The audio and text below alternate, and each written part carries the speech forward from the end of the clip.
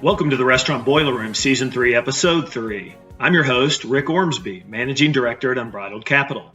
Today in the Boiler Room, I will be talking with Kevin Hochman, Brand President of both KFC and Pizza Hut in the U.S. Kevin will share his perspectives on both brands, how business is going, what to expect post-pandemic, how both brands are evolving, what's happening within the franchise base of each brand, how the future will look, as well as other thoughts and topics. It should be a great listen. Hope you enjoy. The Restaurant Boiler Room is a one-stop shop for multi-million-dollar merger and acquisition activity and financial complexities affecting the franchise restaurant industry. We talk money, deals, valuations, and risk, delivered to the front door of franchisees, private equity firms, family offices, large investors, and franchisors on a monthly basis. Feel free to find our content at Unbridled Capital's website at www.unbridledcapital.com. Now, let's enter the boiler room. As you know, Kevin is the president of both KFC and Pizza Hut in the United States. He's just a fantastic individual as a person. If you know him, if you don't know him, you're going to get to know him a little bit more today. As a businessman, his track record and his accomplishments, his accolades are second to none. And hopefully we'll hear a little bit about that today too. And, Kevin, just welcome to the webinar and thanks again for joining. It's pretty cool to have you. Yeah, thanks, Rick. I listen to your podcast actually a lot when I run. You don't update it that often, but I do listen to it. Yeah, I try to do like once a month, but maybe a little more frequently. But thank you, man, for being a listener to it too. It's been fun to do it. Here's kind of a quick discussion of what we'll go through today. I basically just wrote down, Kevin, we probably have like 20 questions that we'll just kind of go through. I've kept, a certain portion of this audience is obviously going to be private equity, family office, and large franchisees that buy and sell things. So I kind of, at the end, probably the last 4 or 5 questions are maybe geared more towards kind of the franchisee space and some of the things that they might want to listen to and hear your perspective on. But this is going to be mostly a brand discussion because I know everyone's going to want to hear from you a little bit about kind of, your background and about the brand. So fire away, what excites you about these businesses? Well, the first thing I would tell you is these are household names, right? Everybody's heard of KFC and Pizza Hut. When they see that logo on your shirt, they'll undoubtedly have some story about the brand or, some type of food that they eat or how it's a part of their lives. Who hasn't heard of Kentucky Fried Chicken or Pizza Hut, right? The second thing I'd tell you that's exciting about the businesses is they both have a really great trajectory right now. So on KFC, we just completed our 7th consecutive year of same-store sales growth. And, we hope to complete an 8th consecutive year. On Pizza Hut, we had really a record year in 20, both on top line growth and resetting four-wall economics to be a really profitable business for our franchisees. We have very clear strategies on both. And the last thing I'd tell you is both of these brands they're kind of a part of America, right? I was watching that show on the History Channel the other day, The Foods That Built America, and there's all these different rivalries. And sure enough, Pizza Hut showed up in, the first episode. So there's a lot to be excited to be working on these brands, both the fact that these brands have an upward trajectory and clear strategy, but also that they're just super famous and totally fun to work on. Yeah, that's great. Thank you. And, that's what attracted me to this industry. And I tell people who work for me and with me that if you make it 18 months in this industry, you typically never leave because it's so exciting to work within these iconic brands that we can all remember from the time we were 2 years old, eating from a bucket of chicken or eating the Pizza Hut pizza. So yeah, man, it had me hooked a long time ago. I can understand your comments. Maybe take this next question and if you can. Yeah. So one of my most proud of on my journey at KFC, it's probably about 8 years ago. I was interviewing with David Novak, was our first CEO, or actually our second CEO, but basically the founder of the company. I was a snowy morning and he's asking me all these questions. And then he was like, hey, if you could choose what brand you wanted to run marketing on, which one would it be, and Yum. And I said, I think you're probably going to think I'm crazy on this answer because I don't really want to work on Taco Bell. It's like a well-oiled machine. Even back then it was a well-oiled machine, right? And could do no wrong, great strategy. All I can do is go in there and either, row with everybody else or screw it up. And that wasn't that exciting to me. But KFC, I was like, man, this brand is such an amazing brand. And I think there's so much opportunity there. And it's something that I just like hard challenges and I thought I could help. And I was a little naive in my answer, and, call it 7+ years later and understanding what the challenges were. And it probably wouldn't be that easy, but, I'm really proud to have been a part of, the turnaround of an iconic brand that's touches so many people's lives. A year after I had started, this is before, the rest of the story was written about KFC. Novak called me and he was like, "Hey, are you really going to bring the Colonel back?" And I'm like, "Yeah, boss, that's kind of the plan. And if it doesn't work, you'll get a new CMO one day." And I think he respected that. I think people know me that no, I do take risks, but usually it's pretty well thought out risk. And we understand contingencies if those things don't work. But that's probably the thing I'm most proud of at KFC is that, this is a great brand and it should be on center stage and be a leader in the industry. And, we're getting back to that. It's kind of a wild idea to put the Colonel the way you guys did it. It's so cool though. It's like this retro cool kind of thing. I just I love it, man. It was a brilliant idea. I think it had obviously had a ton of social media engagement and a lot of noise around it. And did you're in a prior life, didn't you work at P&G or didn't you work? Someone has always told me this. So if you didn't do this, just tell me you didn't. But that guy and the horse and the deodorant, did you have something to do with that in a prior life? There's a lot of people that were involved in it. I was the marketing director on the business when that was kind of conceived. So I can't take credit for coming up with the idea or just, I'm a leader on the brand when that happened. But yeah, that's one of the most famous advertising campaigns in the history. It's a great example of that brand. And I shared it with actually the franchisees on day 17 at the convention when I started at KFC. Is the idea that this is it was an old tired brand but it had real great DNA about that brand. Like the thing about, being a man and, the idea of tradition and all those, and what does it mean to smell like a man? And those are things that are really important even today, even when it was conceived, way back during World War II.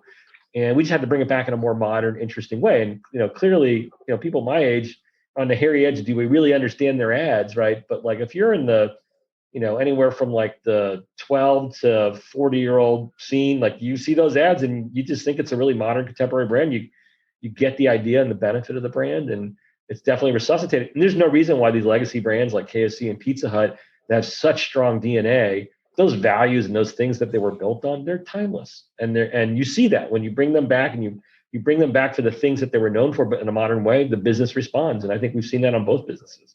Yeah, it's interesting. One of the questions here is, what's your biggest challenge? I know it's kind of a banal type of question to ask, but anything that comes to mind with either of the brands that's been particularly challenging for you? I mean, getting up and putting your feet on the ground in the morning is probably an answer, but yeah, challenges on both of the brands. I mean, they're legacy brands. They have humongous footprints, right? There's not a lot of standardization across some of the units, and the strategy is usually not the hardest part of, figuring out these brands. It's really about the execution. How do you get there over time? And how do you make sure that you're doing that in partnership with the franchisees who really know the business even better than the franchisor at times? And then just making sure that things are, well tested, but moving fast without, being irresponsible with money or people's resources. And you always want to just make all the change overnight because it's clear what needs to get done, but it takes a while, right? So, how do you move fast but still be patient? And how do you make sure that the things that you roll out are have a high probability of working? And I was commenting the other day, the guys that I brought over to Pizza Hut, the work there, it's not an easy job at all. But we've already made a lot of mistakes on KFC that we don't have to recreate. We don't make them on KFC anymore, but we certainly don't have to port them to this other brand. And just the experience and being able to spend time with the franchisees and they teach you the brand. It makes those challenges a little bit easier, right? Because you got, large teams that want you to win and they'll do whatever it takes to help the brand win because they have a big stake in it too. So yeah, that's what I think I'd say what the biggest challenge is. Yeah. And it's interesting. Franchisees are a great place and they'll tell you their opinion real quickly, won't they? Yeah, which is a good thing. I'd rather know it before it doesn't work. Yeah. Yeah. And the franchise bases between these two brands have been historically pretty different. Now they're changing, and we'll talk more about this. And those of you who listen to some of the resources we put out know that KFC was largely a brand started by smaller franchisees, the Colonel driving around making handshake deals across the country with a small owner operator who was going to own one store location. And then Pizza Hut franchisees kind of started in Wichita, Kansas, and they took out big swaths of the country and still to this day have less than 100 franchisees. So managing the franchise bases is definitely different, but the learnings are still the same. And the DNA of these people across these different brands are very similar. So that's really neat. Yeah, it's really neat. Well, let's see. Give us some highlights from your journey at Pizza Hut, which has been a little more recent than what you've been doing at KFC, and what are you most proud of and biggest challenge? And same question, how's the brand positioned for the future? Yeah, I've been at it about 16 months now on Pizza Hut as an interim president, and the first thing I tell you is like there's a lot of the same challenges I think we saw at KFC. Some things are different, but at the core, getting back to the things that made Pizza Hut great. So it's always been a brand that's had iconic pizzas that are built on really awesome customer insights, and we would set the trend on things. So, like for example, we want to get into delivery and carry out versus just dine in. And so they invented this idea of a pan pizza that retained heat that could be eaten off premise in a much higher quality than a thin crust. A lot of people think we're only pan pizza. The first pizza on Pizza was actually a thin crust pizza and was really designed for just the dine-in occasion, right? And then, we did research and found, customers don't like eating the crust because it's boring, right? And so we started stuffing cheese in the crust so that you'd eat it all, right? And that was 25 years ago, right? And then we have, competitors 25 years later will copy, and we've got to be on to the next thing, like Detroit style. So one of the things I think that we've done a really good job is spending time early on with the franchisee leadership in Wichita, where you just said earlier that the brand was born, to understand what makes this brand so special, and then how are we going to take those things and make them modern and contemporary and relevant again. And I think, we've had some obviously tailwinds because of COVID and the pizza industry. But I think if you talk to the pizza franchisees, some of that growth also was from the strategy changes. And, that's exciting, right? That's like, to me, to be able to come in and take the things that we've learned in another business and be able to rapidly apply that to something that is similar but different, and then having really good results early on, it's been really exciting. Like, it's energizing to see that. And then vice versa, there's tons of things I'm learning on the Pizza Hut business, especially in the e-commerce space and apps and all the things that we need to accelerate on KFC. And it's really helping me as a leader and helping our teams because we don't have to repeat the things that we learned on Pizza Hut. So, how long will this happen? There's going to be an end to it. So I'm not saying that this is a sustainable thing long term. But certainly the value that we're getting on both businesses, at least from my lens, has been really, really awesome. I think it's a fantastic point. For years, Kevin, and this isn't for you to comment, this is just Rick talking on the side, Rick's own opinions here. But for years, I've been of the opinion, and I've told people this somewhat in jest, but somewhat seriously, that I probably know all the franchisees across the three brands. I'm probably maybe the only person in the world who knows basically all the franchisees in KFC, Taco Bell, and Pizza Hut. And the reason why I would always say that is because these businesses were so segmented away from each other, right? And there's really nobody who knew the inner workings of the different franchisees within the sister brands. And many times doing deals and things, you see it much more stark than that they're kind of territorial. And I love what you're saying about KFC and Pizza Hut, garnering the learnings from the different brands and applying them across one another. Because to your point, I love KFC. Like I've loved it ever since 1999 or 2000 when I started working there. But Pizza Hut is a fantastic, iconic brand. I love the fact that you're sharing from the top level, sharing learnings and franchisees' input across the brands. It's awesome, just really awesome. Can only make us stronger. It has to be that way. Yeah, so we'll go on to a couple of more questions. What about this darn chicken sandwich? I mean, gee, many Christmas. It was, I was down in Miami, and of course we do a little bit of business in those brands, but we're very loyal, obviously, to the KFC brand in the chicken space. What Popeyes did with a tweet and some good products was just amazing. And what do you think about that in KFC and the chicken sandwich? Well, I think there's definitely a trend in the industry right now where customers are going to be willing to pay for a high quality product, right? Like, I think for years, it was always this mindset of like, we always got to have like very, very sharp value. And that's going to be on air, 52 weeks of the year. And you still have to have great value, but there's two parts of the equation of value. There's price, which is one, and then quality, right? Quality and what you get for the price. And I think, the Popeye stuff just illuminated the idea that that's still really true, right? Like you make great products and you price them right and people will come and you'll see, incredible growth. At KFC, we have a vision. We want to be a brand that people continue to trust and want to frequent. We have 4 pillars on that and how we're thinking about being more and more competitive in the marketplace. One is We need to have a more relevant menu for modern needs of customers. We call it modern comfort, right? So we've always been a comfort food, but people's version of comfort food is different. So if you're an older customer, comfort food was fried chicken on Sundays.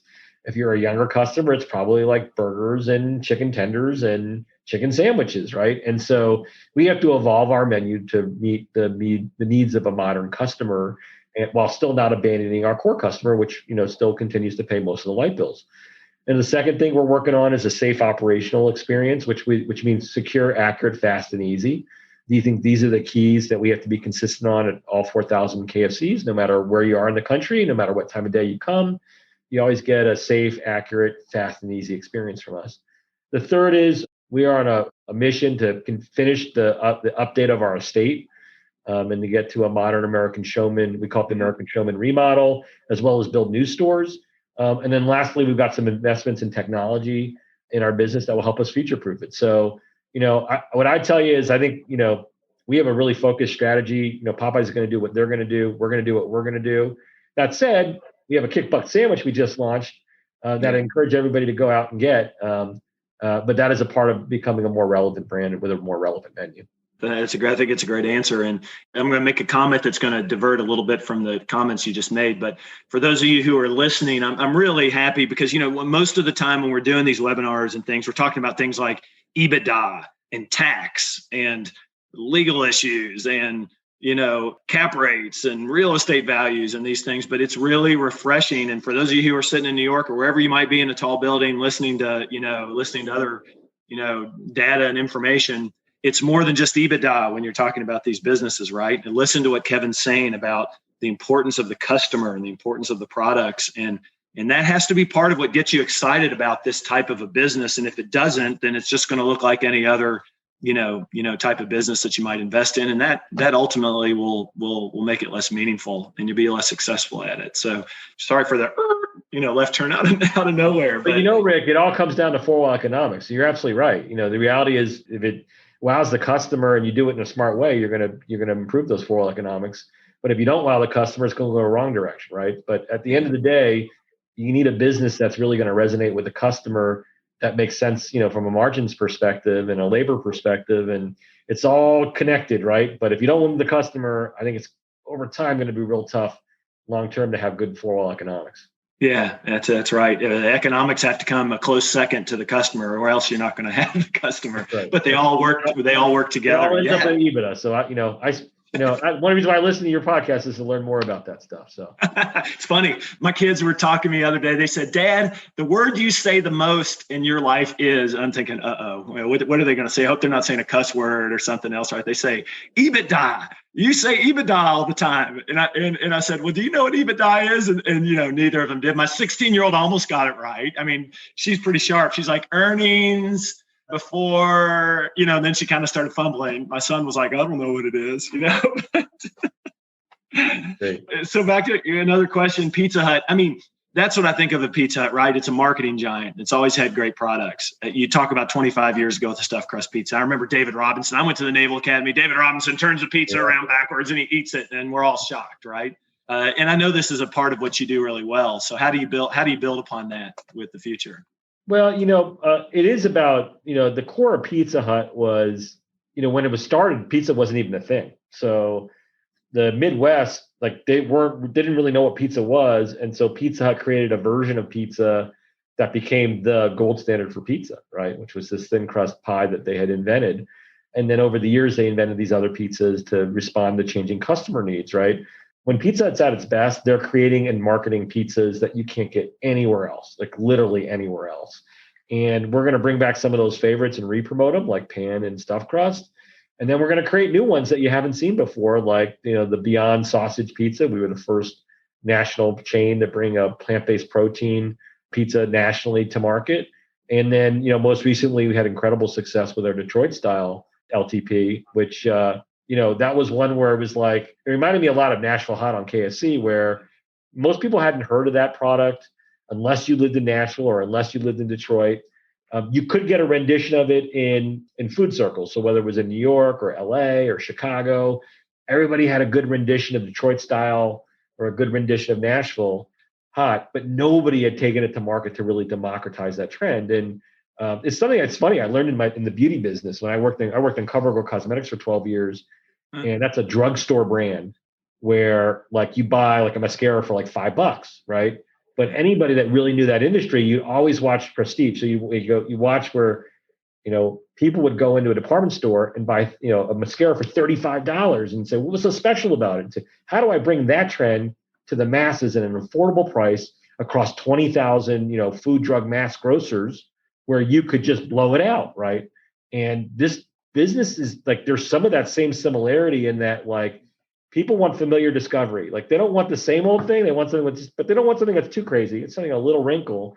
And in those two examples, those just had a little bit of wrinkle that created excitement back in their pizza experience or back in their fried chicken experience. And we've done a great job of that with both the Beyond stuff and then the Detroit style, and then we got a bunch of stuff in the pipe that we're working on that I get really excited about pizza. Now, there's more to the story of Pizza Hut than just pizzas, and we'll get into that. I know you have a couple more questions, but that's been the heritage of the brand, and I think that will continue to be the thing that separates it in the market versus our two other major competitors, is that we market pizzas that you can't get anywhere else that are really based on very finite customer needs. And when we do that well with great pizzas, we win. So I think it's going to continue. That's fantastic. Fantastic. I'm a big Pizza Hut fan, and you may not know this, Kevin, but I think the numbers escape me, but probably over the last couple of years, our Unbridled has maybe sold 600 Pizza Huts for 13 or 14 franchisees across the country. And the Pizza Hut brand is one where just by nature, there's fewer franchisees. Even if you take NPC and Greg Flynn's acquisition out, the average franchisee has over 50 restaurants. So it creates the perfect type of investment for someone who comes in from the outside who wants to be a franchisee and wants something large enough to be able to operate with a professional team. Yeah. KFC is not so much that way, even though there are opportunities like that. But the audience that we're talking with here probably largely likes to hear the Pizza Hut story because those are the types of investments that if they make, they're going to be interested in. And you've seen it in the franchisee base, right, in Pizza Hut over the last couple of years. And some of it predated you by a year or so, all the larger groups that have kind of been getting into the system. So thanks for your focus on Pizza Hut too. And it says Pizza Hut is in a time of transition to better digital delivery assets, new franchisees, the future for strengthening the Pizza Hut brand. I think part of this you've already answered, but anything else you might point out? I think the two other things that we're working on that I think will really unlock a lot of growth on Pizza Hut. One is taking our technology to the next level. You've made some pretty big investments in technology, and we've made some pretty good improvements in technology, but we still have an opportunity to be more frictionless and reliable for our customer, which basically means fewer clicks to be able to order a pizza and just making it a whole lot easier to navigate. And, the reality is our app and our website and our mobile website, like that's basically our storefront now for the customer, right? So we're partnering right now with the franchisee leadership to make sure we have world-class digital user experience, as well as upgrade the back-of-house technology, which is going to just make it easier to run a Pizza Hut. So I'd say that's one big pillar in addition to the pizza strategy I talked about earlier. I think the other one is we've got, some work on upgrading the estate, right? And, you have it kind of baked into your question about more delivery assets. Like clearly over time, the business continues to move to more off-premise, carry out and delivery.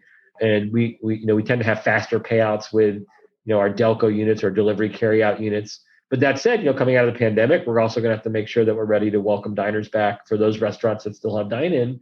And some of those restaurants have a decent amount of mix and dine-in, right? So, we're going to have to continue to evolve the estate both to migrate to this off-premise focus for some of these stores, and then make sure that we still have a very relevant dining experience for those stores that have such a big dining mix that even post-pandemic, there are things that we're going to have to support, right? So, but it's an exciting time. I mean, there's, a lot more liquidity in the system right now based on the progress that we've made on the four-wall economics of the business and the trajectory of the business. And, I think there's a lot of things that you're going to see from Pizza Hut that are exciting in terms of, upgrading the estate and getting back to building again, because the people that are in our system know that, we're our brand on the way up right now.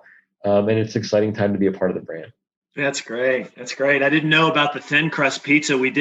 I'll tell you a quick story. We did sell 110 Pizza Huts, I believe, for Bob Geist, who was one of the original franchisees in Wichita. And he was a I think the assistant greenskeeper or working, watering the greens next in Wichita State, next to the first Pizza Hut. Wow. And he said, and I said, well, Bob, how'd you, I always ask people this, how'd you get involved in your brand, whether it's KFC or Taco Bell or pizza, whatever brand it is. And he goes, well, I was on the 18th green at, whatever o'clock in the morning, watering the green. And I was looking over, and there was this line on a Friday night of all these kids going in to eat pizza and drink beer at Pizza Hut. And so he said, I right away wanted to get involved in the brand. He was a student at Wichita State. And he said, and when asked where I wanted to do it, he said, well, the kids like it so much. I want to go to a place with a lot of colleges, And you know what state he came up with? He goes, North Carolina. He goes, they play a lot of basketball. North Carolina State, Duke, Wake Forest, all these schools. So that's how, isn't that a neat story? Just stories like that are crazy. Oh, they're amazing. The former chairman of the IPH board, is the Pizza Hut board, Bill Walsh, that was in 2020. They rotate every year. So he ended his term last December. When we first got in the business, he actually had us fly out to Wichita just to show us the brand with a bunch of other franchisees. And he took us to that first Pizza Hut that's now a museum on the Wichita State campus. Took us through the history of the brand, what made the brand tick. Tells a lot of stories about how he got involved with the Carneys and worked in the original Pizza Hut. And it's awesome. Like all these brands have amazing histories, and it's really important to get in touch with them so you understand what makes the brand tick and what made them successful, because guess what? It's probably going to make them successful in the future if you find ways to contemporize it. So, but Bill's got a million amazing stories, and every time I see him, he tells me a new one. That guy's got more stories than a book, man. I tell you what, he's awesome. He's awesome. Well, great. This is going great. I didn't know the answer to these questions that you're answering, so I'm learning alongside everybody else here. Next one would be, how are KFC and Pizza Hut different from a franchisee and cultural standpoint? Maybe we touched on this a little bit already, but any thoughts on that one? Well, I think your structural point's right. Like, there tends to be larger franchisees with more stores in the Pizza Hut system than the KFC system. There's a whole bunch of reasons of why that is, but over time, that's basically the way it's played out. So I think that's probably the biggest difference, to be honest with you, because I probably view them more similarly than different, in that, like, they have similar views of the business. They're looking for long-term profitable growth. They want to be a part of co-designing the programs because they have a lot of unique insights, because they run all those restaurants that we don't have or we try to acquire, right? Labor in the operation continue to be a focal point. So how do we eliminate work and pantry SKUs that don't make the guest experience better or don't create value for the guest? How do we make it easier to run the restaurant, but still maintain that high quality that the guest expects? There's always a big push on both brands about how do we keep our core products as good as they possibly and competitive as they possibly can be within the marketing structures of the business. And then even on things like newfound things like digital, like, both are pushing for aggressive digital adoption, because they're seeing how it's been growing people's businesses, and we want a piece of that. Clearly, Pizza Hut is a little bit ahead of the game because it's in the pizza business, but you see a lot of the same themes, and it's really about long-term sustainable, business growth. And, that's my intention. I think that's probably one of the reasons why I get along with the leadership of both businesses, is I have that same, as a young franchisor, I have that same mindset, which is, how do we make sure that we're growing your business for the long term in a way that's sustainable and profitable, so that you'll want to continue to reinvest in the business and help grow our mutual business together. So I actually see there's more similarities than differences, with the exception of that structural point that you brought up earlier. Well, and I'm thinking about it from my perspective too. The way I know these franchisees and their wives and their kids and their dogs and everything else. Despite the fact that there is exempting the largest KFC franchisees, there's a different in terms of size. Their DNA is really pretty similar. These guys they're middle America type of people with similar values and similar thought patterns, similar ways to run a business. So I think even from the way I see it, other than just the unit count of the average franchisee, there are a lot of similarities just by who they are. And it's interesting, there's not really that much cross-pollination between the two franchisees. I'm thinking of, I can, in my mind's eye, think of like two, maybe three who really own both brands, not just like own like a KPX or have a Pizza Hut license and a KFC, or someone who might have a KFC and have, one Pizza Hut, but there's not as much cross-pollination of the two brands, which is interesting too, but they're very similar in that way, in kind of the way they grew up. So Yeah. Yeah. I think there's an advantage certainly to, like, if you're going to own 50 stores, to be in one concept versus two. I mean, there's scale there. There's, ease of operation and training. All that stuff is important, right? It's when you get to those, the bigger franchisees, like, I think you brought up Flynn earlier, where you're just not going to have that kind of exposure in just one brand. But you're going to have, fairly large organizations across all those businesses. Someone asked me that question the other day, that exact question, which is like, how do you know, like, are you better off doing a couple brands or just one brand? And really, I think there comes a point where, depending on how big you are, you're better off probably focusing on one brand. And then, if you get to be a size of Flynn, you can't possibly be one brand, right? So, but it's an interesting observation that you see from your lens, that there isn't as much cross-pollination as you would expect, because it's, all within a young family. Yeah. Yeah, that's for sure. And I think to your comment, I think it is, your comment from a minute ago is a discussions that I'm involved in basically every day, which is, how should you grow in a franchise brand? And, I pretty consistently give a blanket piece of advice, which is to pick one brand and grow with it to a certain scale, and then to think otherwise, because if you are going to be a small franchisee of multiple brands, it's really difficult to do. It's very difficult to know and to operate that way. I've got an uncle who owns like 2 Hampton Inns, a Days Inn, a Wendy's, a BP, a Huddle House, a steakhouse, all at one exit in Kentucky.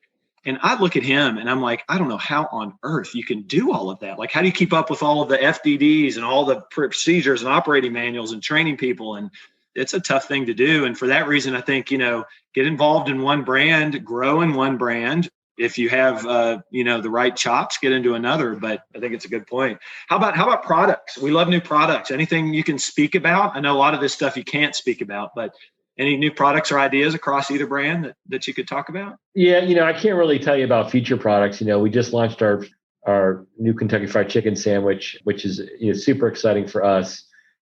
Critically important segment in the population. 40% of chicken servings are chicken sandwiches. Huge upside for us. We launched our fries during the pandemic, which have done quite well and are now our number one side very quickly, which will certainly make us a more modern brand with a portable sandwich. We're doing a lot of work on tenders and sauces right now. On Pizza Hut, I think everybody saw the Detroit style. Yeah. Did really well. I would be surprised if we bring that back, when we're ready to bring it back. We've got another huge pizza coming in May that I can't share, that will feel new to the world, which is super exciting. The way we think about new products, Rick, is it all comes down to, like, improving, EBITDA.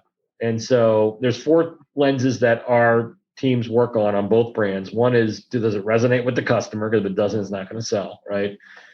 2, are we able to execute it consistently across thousands of stores?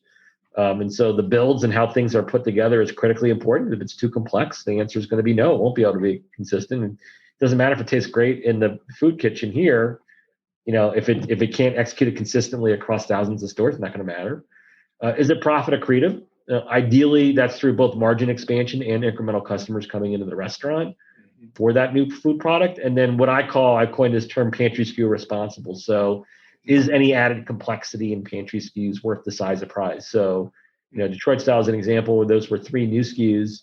And so it had to be a sizable layer for us to be excited about it, right? Versus, like, if you're just bringing in a new sauce, the bar is a bit lower on what needs to deliver. It still has to be significant and drive sales, but the size of prize, the weight of its shoulders on that initiative is going to be as big. And if we do those 4 things, the franchisees are going to be excited because they're going to be making more money and selling more pizzas or selling more chicken, right? So, a lot of times, like, we overcomplicate innovation, and I think if you do those 4 things right, it's kind of my checklist. When I look at plans that the teams bring to me, we're going to win, and we're going to continue to see new innovation in this category, because I'm not the only one that knows that formula. Like, a lot of our great competitors do too. Yeah, I love the comment about fewer SKUs and using existing products and having a threshold, bringing in new things.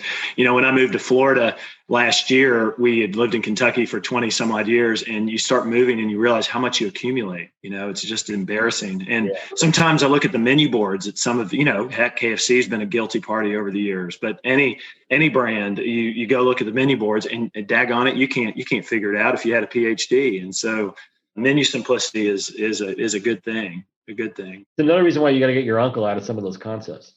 Totally. Yeah, totally. He ain't gonna listen to me, But yeah, it's interesting. Yeah, totally. So true. So how have the KFC and Pizza Hut brands adapted during the pandemic? I had a couple of email questions about these types of things. So not only how have you adapted or evolved during the pandemic, but how has the change that's gone on going to last forever, or what's going to happen?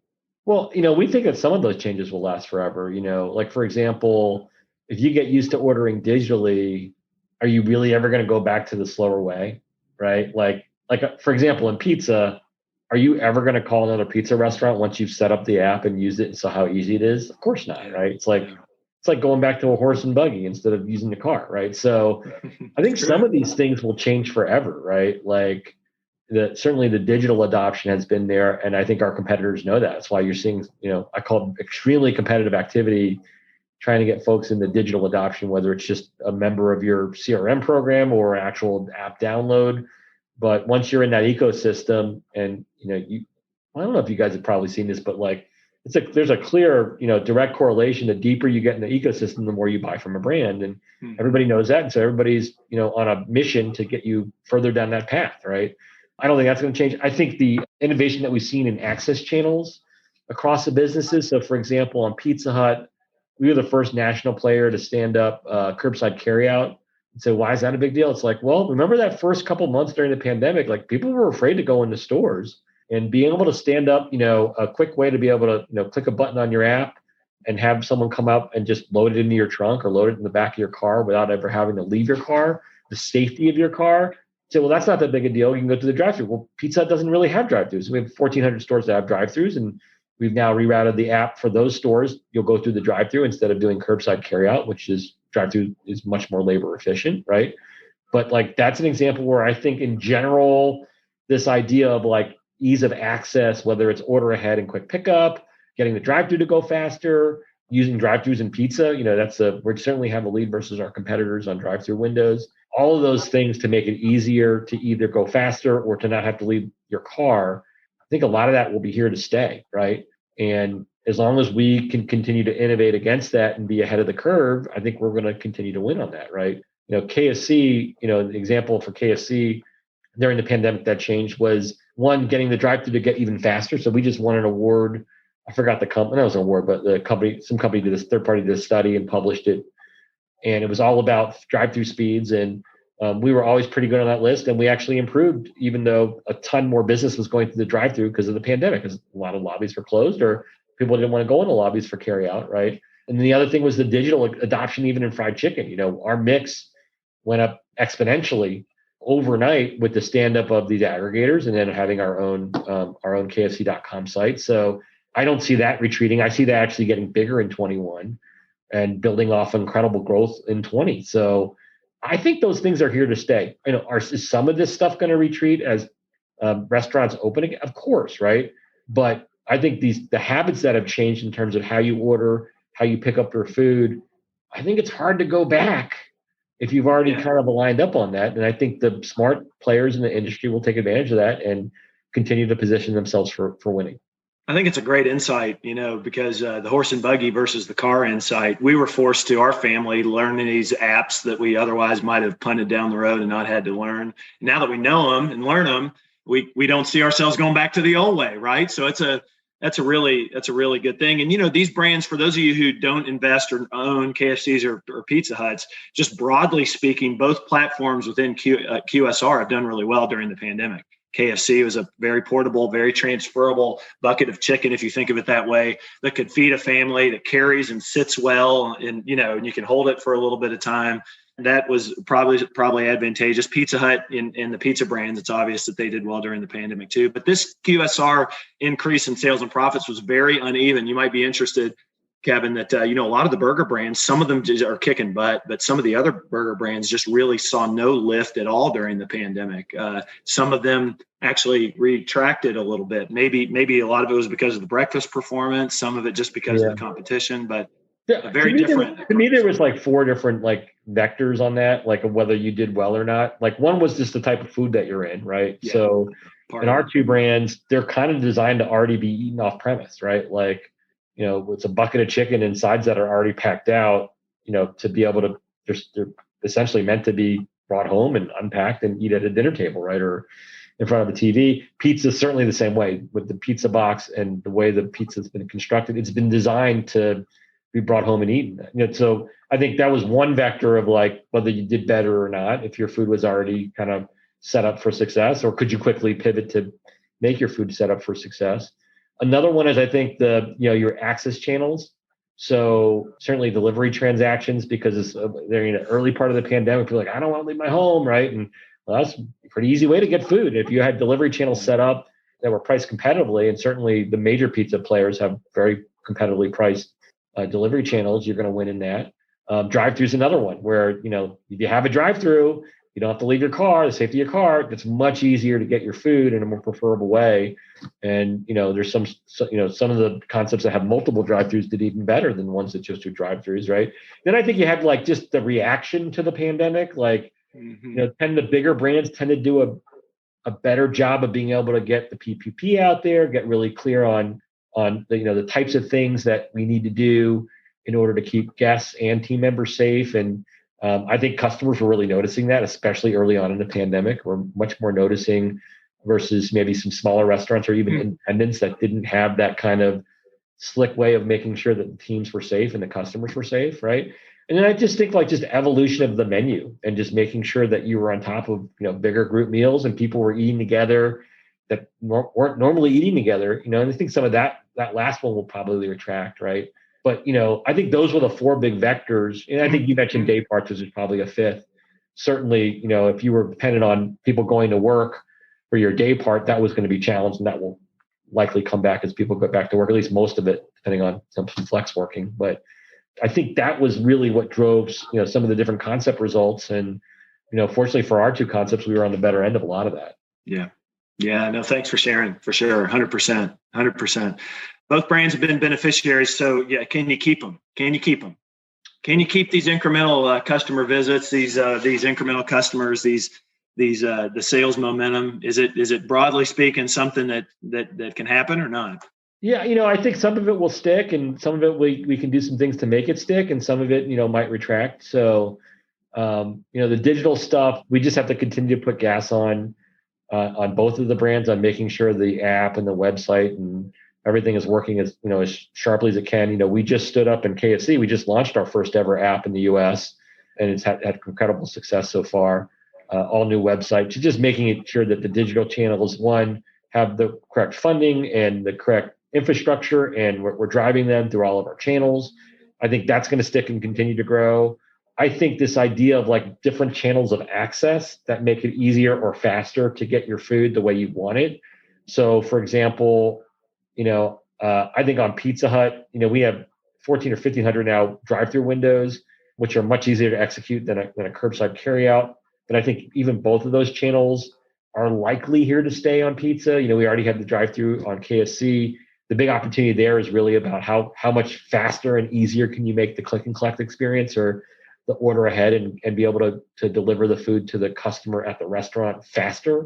But I think, we're on top of that. I think we're going to continue to grow in that too. And then I think from a development standpoint, I think you're going to see probably some smaller dining rooms, right? Yeah. More, restaurants that are designed for off-premise and double drive-throughs, maybe, two drive-through lanes potentially. I mean, if that speeds up the drive-through, absolutely. But I think that's going to create valuation because those restaurants they're easier to operate. They have lower OpEx. They traditionally tend to be a little less expensive to build. And I think it'll allow more growth because you're just gonna be able to be in more spaces, right? So, we're very excited about the future, even with some of the retraction of some of those tailwinds. There's still a lot of those things that are going to stick for a long time. That's great. I think it's a good answer. We've got 10 minutes here, and so let's pick a couple of these. New unit growth. What do you see happening on that front with KFC and Pizza Hut going forward? Well, it's certainly of interest to me and our company. It's the two big sources of growth for our business is comp growth, same store sales growth, and then new unit growth. The one thing that I really charge my teams on that will help with both of those is just continuing to drive four-wall economics, right? Like the more EBITDA these stores can spit out, the more people will want to build versus just buy, and the bigger our system will get, right? And so we're squarely committed on that. On a secondary note, We have incentives on KFC right now. The KFC franchisees are well aware of, that are excited to help make paybacks faster. We're working on something similar with the Pizza Hut system, which, already starting at some pretty good paybacks really accelerate that, right? So I think between really being laser focused on sustainable growing four-wall economics and then having the right, new build packages with the right incentives in place, I get very excited about the future of growth. And we're seeing it from our franchisees. I mean, they are really excited about growing this business, both organically within the existing stores as well as with new stores. It's great. I love your answer about wanting to build the unit economics in a way that people want to build more units. The bold goal is, how do we make every unit cheaper to build than to buy an existing one, which I know you probably don't love, but what are you talking about, man? It's a really good mantra, and it gets my team focused on what's important for the franchisees. Well, especially in the Taco Bell space, Kevin, my goodness, to buy a Taco Bell, I mean, the prices sometimes on a per unit basis are so high that you could build 3 stores. And, for that, right. If you could find this dirt. Mike Graham's going to give me a kiss on the cheek, but it probably is cheaper to build than buy right now on Taco Bell. It's true. It's unfortunately true. Well, here's a couple of more. What advice would you give to a potential franchisee, of either brand who may be listening and isn't a franchisee right now? I think it's about getting involved in the community of those brands. There's some national groups that that work closely with the corporation, but then they typically have regional associations that you get a better sense of what your challenges are in your area. One of the ways I've learned the business over the years has really been traveling to all those different regions to understand how all the different economics and business challenges work, whether you're on the West Coast or the Northeast or the Southeast or wherever. And I think if I was going to be an owner and put my own money into this business, I would really want to understand my peers and that I'm going to be working with, and, how do they work with the company? Is it a positive relationship? These are all really important things. If I'm, I want to be in a brand for 10, 15, 20 years, understanding how that all works and do they have a real voice at the table? So that'd be probably one, I think it's an important thing. To me, it's not just an investment like buying a security, in that you really, if you're the key operator, making sure that you're a part of that community, so you understand what you're getting into and understand, how do you get your what needs that you have articulated so that they become a part of the national agenda. I think it's really interesting. People come to me all the time asking which brands are the most difficult adversarial relationships with the franchisors, and which ones are the easiest. And I always do one of these numbers. If I'm on the phone, I just say, okay, over here, you've got this brand. Over here, you've got this brand. But I've always talked about both KFC and Pizza Hut, and it ebbs and flows based on the performance of the brands and the management teams at the corporate level. But you guys have done a good job. I mean, I would say overall, if this is really, really good relationship with the two and this one's really bad, you guys are way over on this side relative to other brands. And I think that's important for people to hear who are potentially investing in the brands. There's been a lot of consolidation, obviously, that's happened, and a lot of young franchisees, dynamic folks hopping into the brand and getting involved in leadership at the IPH FHA level, at the KFC, level as well, AKFC level. What do you think? Think it'll continue? You happy with it? Well, we're not happy or sad with it. At the end of the day, we just want operators that are running great restaurants and have a growth mindset, like they want to reinvest back into the business, whether it's for the existing business or to build new stores. If you're a great operator and you have a growth mindset, we don't care whether you're a 5-unit operator or a 50-unit operator, right? As far as like whether we think this will continue, I mean, likely there will be continued consolidation. I mean, you don't have to ask me that question. You see it yourself, right? But from a franchisor point of view, if you're a great operator and you have a growth mindset, we're excited about having you in our family. Yeah. I think that's a great point. That's a great point, and it's a great piece of encouragement for the smaller franchisees, because there is a mindset out there that franchisors, not you guys, but just in general, want to get rid of the smaller franchisees because they're a pain in the butt, and everyone feels it, and so it's refreshing to hear you say that. We don't want to get rid of any franchise. We want franchisees that are great operators and have a growth mindset. Like that's how we think our business over the long term will grow. Yeah, it's great. It's great. Fantastic. Well, let's see. We've got I'll ask you a couple of questions personally. We got a couple of questions, but pick one of these questions, one of these 4 questions. Which one of these do you think to give us a 30-second answer? Lunchtime, pizza, KFC, and pizza. What would you order? That's like asking me, like, do I love my daughter or my son more? Rick can answer that. Come on. Yeah. Although they both try to get you to say the them, right? So you know what I mean, right? So that's the other piece of it. Yeah, KFC's like, you love us more. You love us more. And then you have some people saying, when are you going to do a fried chicken pizza? And the answer is likely never. So. Oh, that's great. That's great. Well, what would you be doing? Would you be playing? Would you be on the tennis circuit if you weren't playing? I'd probably be in some kind of service industry. I love serving like Yum corporate. I love our organizations. I love serving the franchisees. It's a very sincere answer. Like I probably get that from my mom. Like she was just like kind of a servant to our family and to her friends, and like that gets me excited. Like I get excited like seeing the sales report or seeing how a new item does, or when a franchisee takes me aside and is like, man, like we really killed it on X, and like that's exciting for me, right? Like I love this business because we're of service to so many people, and I would, it would be something in service, I think, because I just enjoy it. It's a good answer, and it's something, if you're a family office guy listening to this, what you're going to hear from Kevin, I'll just go ahead and say it, is he's sounding like someone who rolls his sleeves up and wants to run and operate a business. And that makes a big difference, as opposed to someone who might fly in with a big degree and a bunch of, a bunch of big, huge corporate kind of speak, but doesn't want to roll their hands up and get dirty in the business that they operate on the behalf of the franchisees and behalf of the brand. And so I think it's a big deal. Let me ask a couple of these questions, 30-second answers. Ready? So what's your view on younger customers to make them brand loyal in Pizza Hut? These are all Pizza Hut questions. Well, there's one KFC, but we already answered it. I think young people, we got to continue to evolve our digital channels as obviously their preferred mechanism of ordering.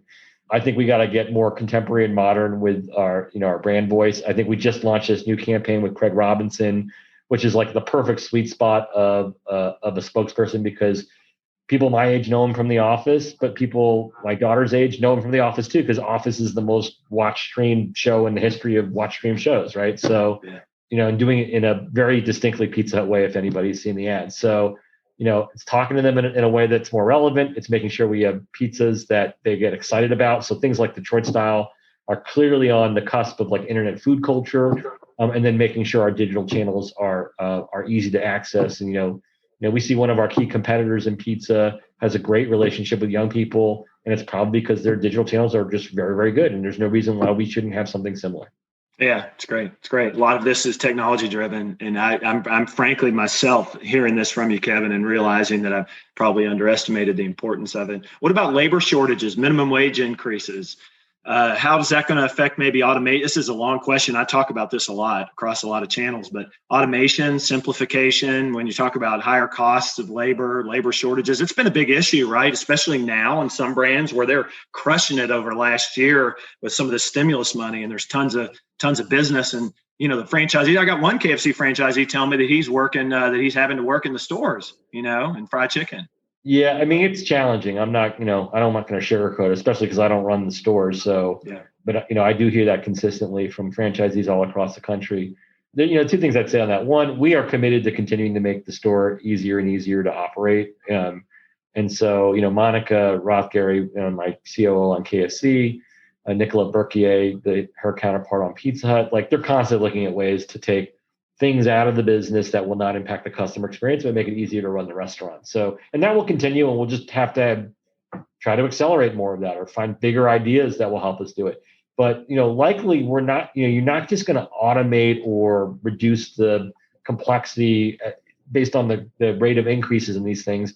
We have to grow faster. And I think the franchisees, acknowledge that we have to grow faster in order to earn the labor that's required. And then we're going to have to think of some new things to be able to attract and retain more employees. And when you look across the country, certain owners have less difficulty with this than others. It's a difficulty for everybody, right? But the ones that I see are doing better at it have more out of the box things that they're thinking about, whether it's retention bonuses or sending an employees home with a bucket of chicken once a week, or little things that allow them to feel a bit more retained to that store than, I just make X an hour, right? So I think that's always been true. I think it's just going to put more pressure on us to have great cultures in the restaurant and have great programs in place.